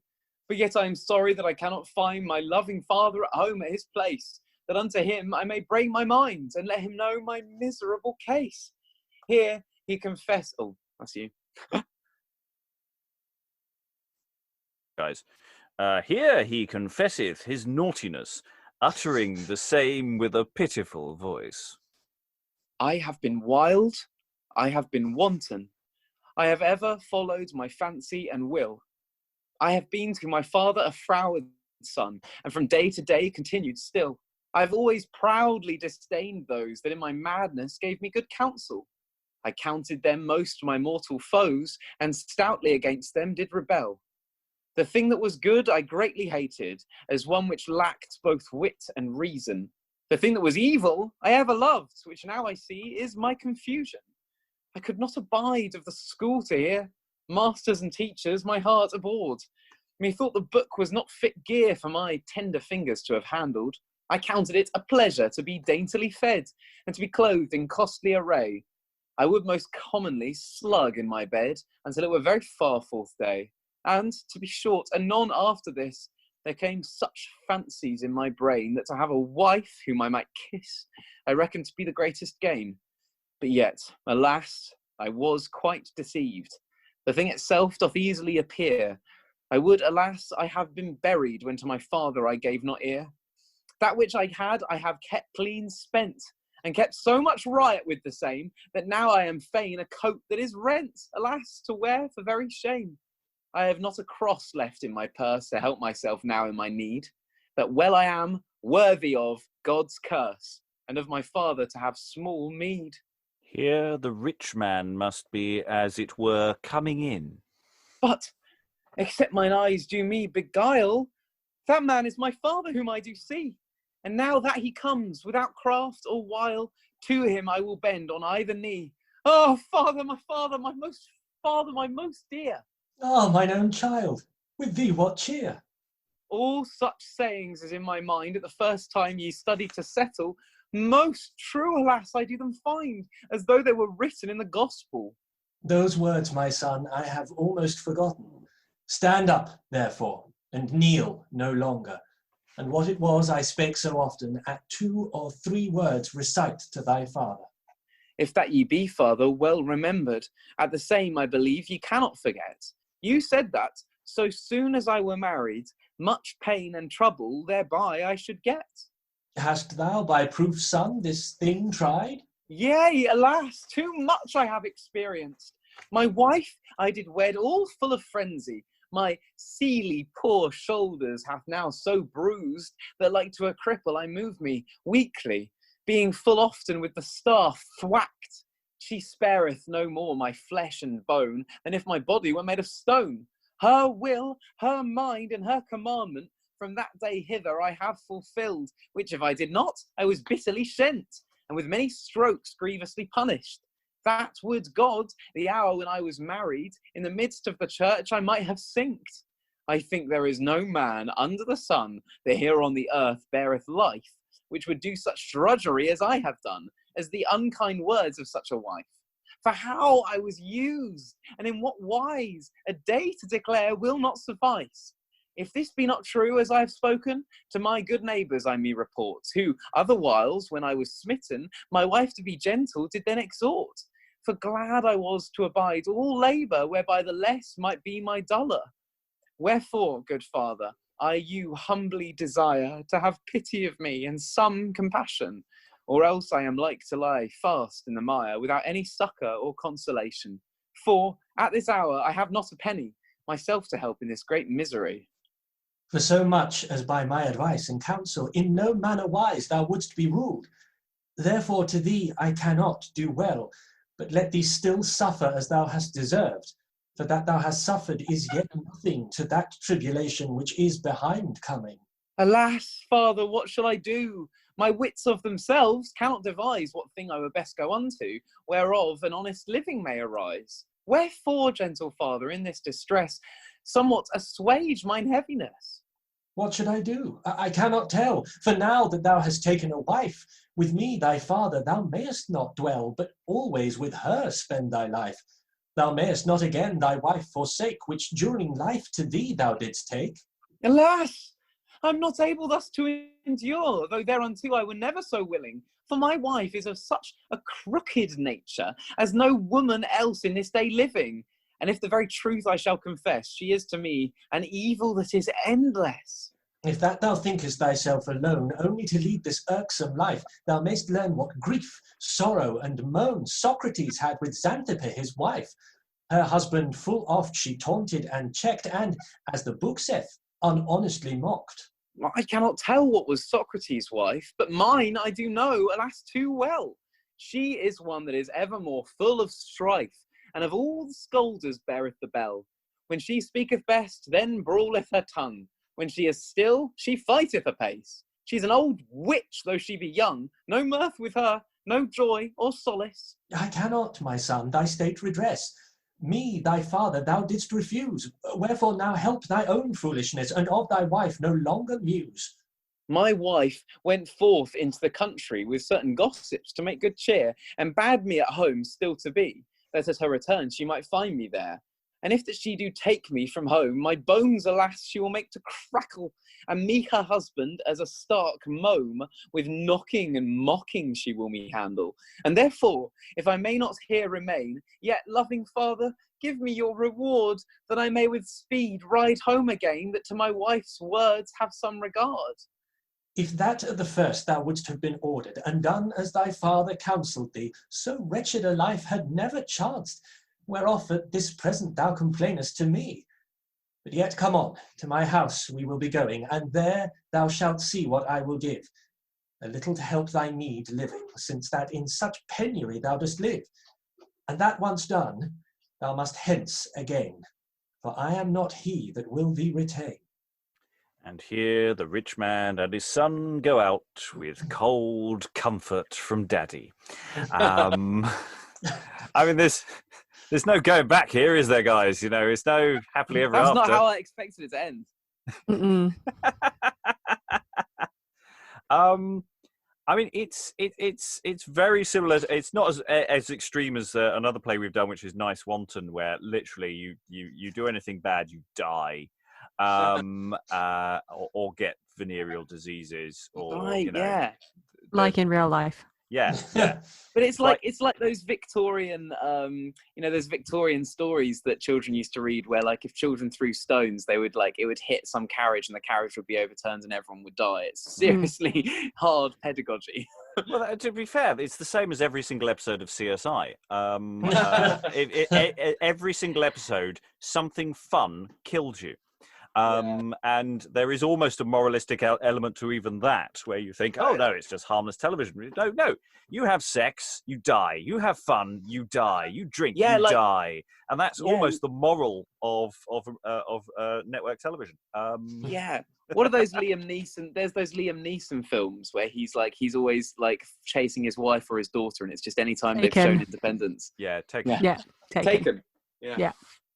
And then there's the last one where he gets taken, and because he did exactly what his child did, and it's like, no. Yeah. Okay, we're into the closing moments, and towards the end, we all get a verse each, and then there's a song which we'll navigate, I think, line by line. If Alex isn't rushing away, if your timing's all right for you. Yeah, it's fine. That's excellent. Good. Then you're down as the perorator, sir. Good luck with that.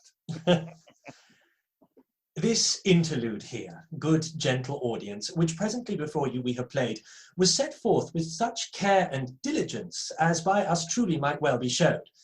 Short it is, I deny not, and full of brevity. But if ye mark thereof the matter, then choose ye cannot but see plainly how pain and pleasure be knit together. By this little play, the father is taught after what manner his child to use, lest that through cockering at length he be brought his father's commandment to refuse. Here he may learn a witty lesson, betimes to correct his son being tender, and not let him be lost and undone with wantonness of mischief the mother. For as long as the twig is gentle and pliant, every man knoweth this by experience, with small force and strength it may be bent, putting thereto but little diligence. But after that, it waxeth somewhat bigger, and to cast his branches largely beginneth. It is scant the might of all thy power, that one bough thereof easily bendeth. This twig to a child may well be applied, which in his childhood and age of infancy with small correction may be amended, embracing the school with heart and body, who afterward, with overmuch liberty and ranging abroad with the bridle of will, despiseth all virtue, learning, and honesty, and also his father's mind to fulfill. Whereby at the length it so falleth out, that this the young stripling after that day runs into confusion without any doubt, and like for evermore quite to decay. Wherefore take heed, all ye that be parents, and follow apart after my counsel. Instruct your children, and make them students, that unto all goodness they do not rebel. Remember what writeth Solomon the wise, qui parcit virgae odit filium. Therefore, for as much as ye can devise, spare not the rod, but follow wisdom. Further, ye young men and children also, listen to me and hearken a while, what in few words for you I will show, without any flattery, fraud, or guile. This rich man's son, whom we did set forth, here evidently before our eyes was, as it chanced, nothing worth, given to all naughtiness, vice, and lies, the cause whereof was this for a truth. His time full idly he did spend, and would not study in his youth, which might have brought him to a good end. His father's commandment he would not obey, but wantonly followed his fantasy, for nothing that he could do or say would bring this child to honesty. And at the last, as here ye might see, upon a wife he fixed his mind, thinking the same to be felicity, when indeed misery came behind. For by this wife he carefully lived, who under his father did want nothing, and in such sort was hereby tormented, that ever anon he went lamenting. His father did will him likeness to leave, and only to give himself unto study, but yet unto virtue he would not cleave, which is commodious for soul and body. You heard that by sentences ancient and old he stirred his son as he best thought, but he, as an unthrift, stout and bold, his wholesome counsel did set at naught.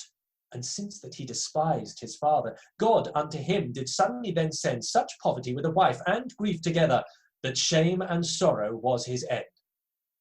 Wherefore to conclude, I warn you all, by your loving parents always be ruled, or else be well assured of such a fall as unto this young man worthily chanced. Worship God daily, which is the chief thing, and his holy laws do not offend. Look that ye truly serve the king, and all your faults be glad to amend. Moreover, be true of hand and tongue, and learn to do all things that be honest. For no time so fit as when ye be young, because that age only is the aptest. I have no more to speak at this season, for very good will these things I did say, because I do see that virtue is geason with most men and children at this day. Here come the rest. Here the rest of the players come in and kneel down all together, each one of them saying one of these verses. Rebecca, go first. And last of all, to make an end, O God, to thee we most humbly pray, that to Queen Elizabeth thou do send thy lively path and perfect way. Grant her in health to reign with us many years most prosperously, and after this life for to attain the eternal bliss, joy, and felicity. Our Bishop. pastors, I thought I'd join in. Our bishops, pastors, and ministers also, the true understanding of thy word, both night and day, now mercifully show that their life and preaching may godly accord. The lords of the council and the nobility, most heavenly Father, we thee desire, with grace, wisdom, and godly policy, their hearts and minds always inspire. And that we thy people, duly considering the power of our Queen and great Authority. Sorry, my phone's just died. Has it now? Ah, okay. Almost perfect timing. Almost perfect timing. Sorry, would someone like to pick say... up that one? And great authority may please thee and serve her without feigning, living in peace, rest, and tranquility.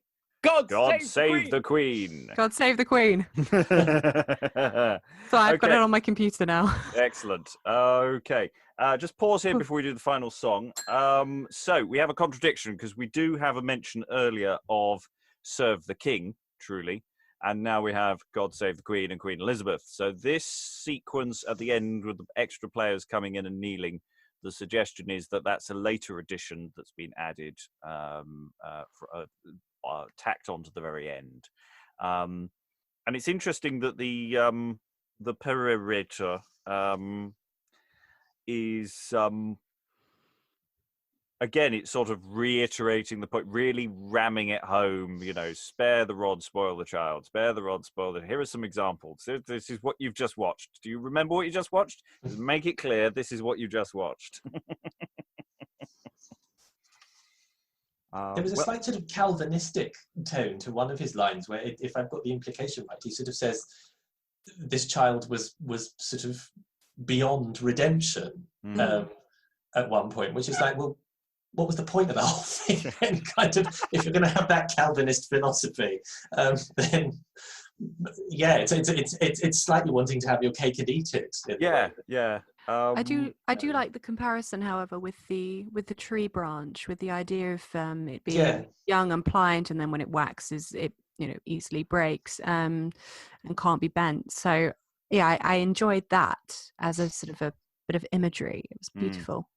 Yeah, I felt with that speech that the first half I was going with, but there came a point when it just went, yeah, you've made yeah. Okay, can we try the song? Shall we? It seems to be in 4 line stanzas. I could be wrong there. That could be something I'm just about to go in horrible. No, that's right. A B. Yeah, so if we do 4 lines each, we'll Rebecca, Sam, myself, Alex, and we'll go around the room. Mm-hmm. Why doth the world study vain glory to attain, the prosperity whereof is short and transitory, whose might power doth fall down again, like earthen pots that breaketh suddenly? Believe rather words that be written in ice, than the wretched world with his subtlety, deceitful in gifts, men only to entice, destitute of all sure credence and fidelity. Give credit more to men of true judgments than to the worldly renown and joys, replenished with dreams and vain intents, abounding in wicked and naughty toys. Where is now Solomon in wisdom so excellent? Where is now Samson in battle so strong? Where is now Absalom in beauty resplendent? Where is now good Genathus hid so long? Where is now Caesar in victory triumphing? Where is now Dives in dishes so dainty? Where is now Tully in eloquence exceeding? Where is now Aristotle learned so deeply? What emperors, kings, and dukes in time past? What earls and lords and captains of war? What popes and bishops, all at the last, in the twinkling of an eye, are fled so far? How short a feast is this worldly joying, even as a shadow it passeth away, depriving a man of gifts everlasting, leading to darkness and not to day. O meat of worms, O heap of dust, O like to dew, climb not too high. To live tomorrow thou canst not trust, therefore now betime help the needy. The fleshly beauty whereat thou dost wonder in holy scripture is likened to hay. And as a leaf in the stormy weather, so is man's life blown clean away. Call nothing thine that may be lost. The world doth give and take again. But set thy mind on the Holy Ghost, despite the world that is so vain. I think that would make a really good song, actually. Chirpy. I've been humming it. I'm not going to lie. Yeah, it had a certain oomph to it. Not too high, need I assume, with that Yes. really awkward rhyme. Yeah. It would be quite long, however, because I was testing out certain syllable structures, and it really does have to kind of trip. You can't speak it too fast, otherwise it just becomes a little bit too wordy for a single musical phrase. So it would have to be sort of, why doth the world study vain glory to attain, kind of thing. Otherwise, I suppose it depends on what time signature. Sorry, I'm blathering. That's all right. I thought it moved at a fairly rollicking rate myself. I thought there was potential there. Yeah. I love all of the Ubi Sunt motif. You have to explain that one, Sam, for the listeners at home. The Ubi Sunt motif. I think it's a motif from like some non-canonical book of the Bible, which is just where you're saying where are or where is in a kind of lamenting tone, and it was popular in Old English poetry, Middle English poetry, right through to this work, I assume. Excellent. I love being able to say, for the listeners at home, like I wasn't going. Very good, very good, very good. Yes, yes, of course. It's yes, in many Elizabethan songs. Yes. Yeah, there's all sorts of devices that are used when people want to really go for it, shall we say? I'm currently working on preparing the text for Spanish tragedy. There's lots of rhetorical devices used there, which are really fun to play around with. Okay, so we've reached the end. Any overall thoughts about the piece? It sort of surprised me where it went and how, to use a sort of cliche word, vivid it was, actually, because I'd sort of done a very quick cold read of it this afternoon, but that actually the characters do come across as quite fleshed out, and there is that I think it's actually a line in there somewhere, is about pleasure and pain kind of mingled. They do have a degree of, dare I say it, for the period, psychological reality to them, that they are conflicted, they are pushed and pulled between two different things, rather than sort of setting out their stall and mercilessly sticking with it. And I love the rhythm of it, the way it reads. It's just got a lovely shifting rhythm to it. I do have to say my favourite line is abounding in wicked and naughty toys, which I think is my favourite line in the whole play. But I really enjoyed it as a piece, and even though there's quite, like you said, there are bits that look quite unpromising on the page. You kind of look at it again and go, oh my god, here's someone talking for four pages. And actually the Satan speech, it's sort of if it was done today, it would presumably be like Russell Brand or someone playing it. It was, like you said, more like stand-up comedy, kind of, oh, it was me all along, and I kind of, which in some ways you sort of know is going to happen, but in other ways was actually quite a nice reveal that he suddenly, not having seen immortals battling at the beginning, like we had last week with peace and envy, kind of, that you get the sort of reveal of what's happening.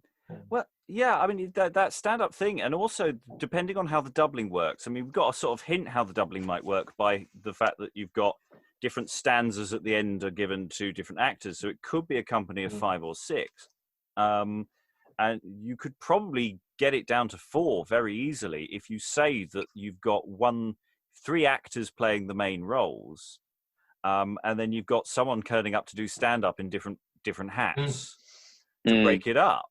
I think 5 is a more 5 is a more logical number. 5 or 6 fits better.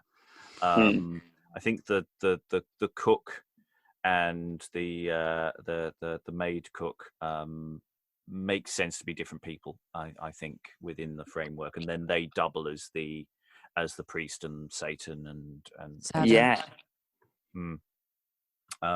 That makes sense.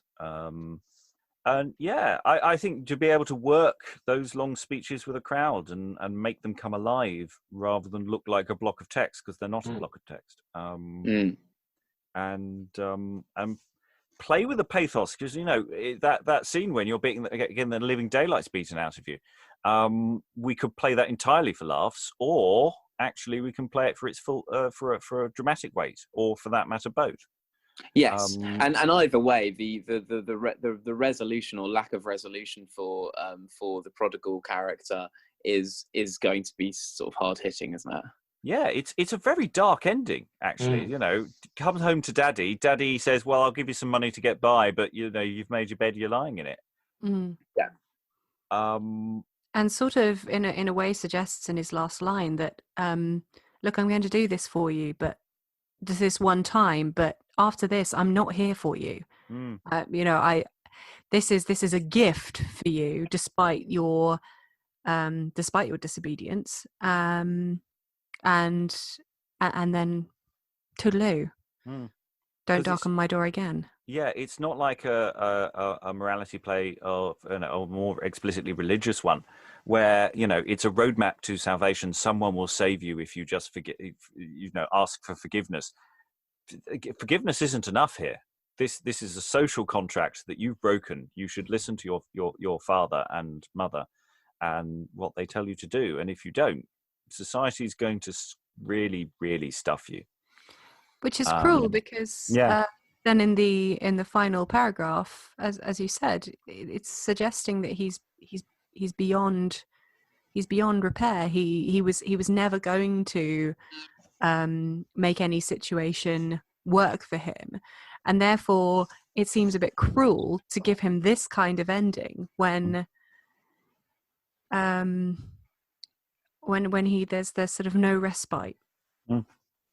But then if you're not afraid of this happening, how are you going to persuade your audience not to be bad?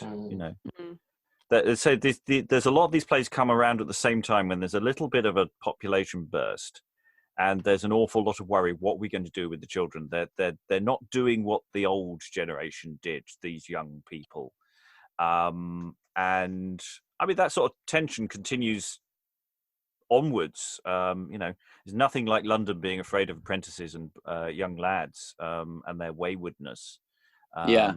It's a real issue.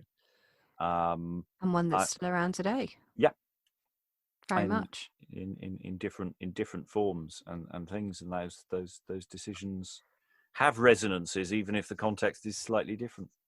It would be interesting to know what the women in the contemporary audience would take from it, particularly because it refers to Elizabeth at the end, because he does say explicitly, the perorator does say explicitly, instruct your children and make them students, which obviously I guess is metrical, but he doesn't say instruct your young men and make them students. And there's a woman that, like, your only paradigm in that is the sort of shrewish wife, who actually I have to say is, being a modern woke man, I'm sort of more sympathetic. Hey, you can't have it both ways. You can't have a patriarchy and expect your woman to sort of propel the household and do all the things for the household. It's interesting that it's sort of to do it in the court in front of Queen Elizabeth, who obviously was an exception. Well, that's the thing, is that if we think of it as a play that started under Edward, so this idea of a play about wayward youth being played to essentially a young boy, or in the surrounding court, it may not have been performed for him. It's the court entertainment is a various and expanding beast, and that it then still has currency later on and gets printed, 10 years later, and whether that speech is specifically for a performance to Elizabeth or just something that was added for the printers, it's. So it has a hinterland beyond a putative first performance. I do find that really weird that under Edward there's all these things about don't be a naughty boy, with terrible sexual politics. But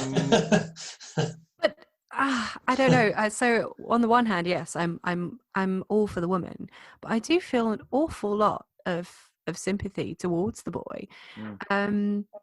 He's horny, he's young, he's used to being pampered and fed and dressed in fine clothing and looked after, and there is fault on the father's side, clearly, because when he was that pliable branch, he didn't bend him enough. He allowed him to be sluggish.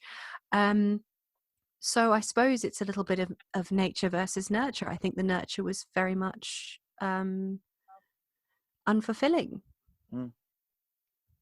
Yes, it's not listening to the message of what the father was saying, but the father doesn't seem to have been saying it, does he? Or it's too little, too late. And at this point, with all of the hormones that are going in, I mean, albeit they wouldn't have known about the subtleties of that at the time, but with all of the hormones that were going on, you can't really blame him for thinking that actually this life, but away from my parents and with a soft, comfortable woman in the bed next to me, you can't blame him for finding that appealing. And it's not like, it doesn't feel like they've just rushed into getting married because they want to have sex. I mean, I'm sure that's part of it, but it does feel like that they do have genuine affection for each other. They, in a different universe, they might be a good match. And I would really like to workshop the breakdown of the relationship with the husband and wife from young lover to final violence. Because I think there's a lot more in there that we didn't in a first read get at, because the way that progresses is really interesting. Well, I mean, he promises her so much. He promises her comfort and pleasure and lots of gaiety and adventures, and then the credit card runs out. Yeah, well, yeah. He assumed that his father would foot the bill for the wedding, since he'd gone and found himself a good, virtuous wife. And then, yes, he had to make up for the fact that he then had to pay, which would then have set them in a deficit, which obviously is going to put great strain on any relationship. I think we're all feeling a bit sad now.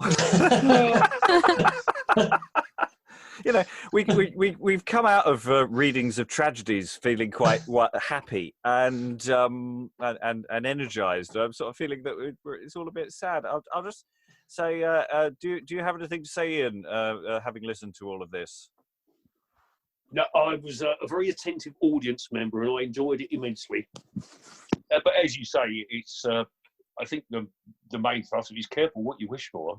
And we've got lots of songs and stuff. I mean, that cabaret vibe for a modern production would work very well, I think. And you could play around with this text a lot. And again, it's scalable. You don't need. Yeah, sorry, Rebecca.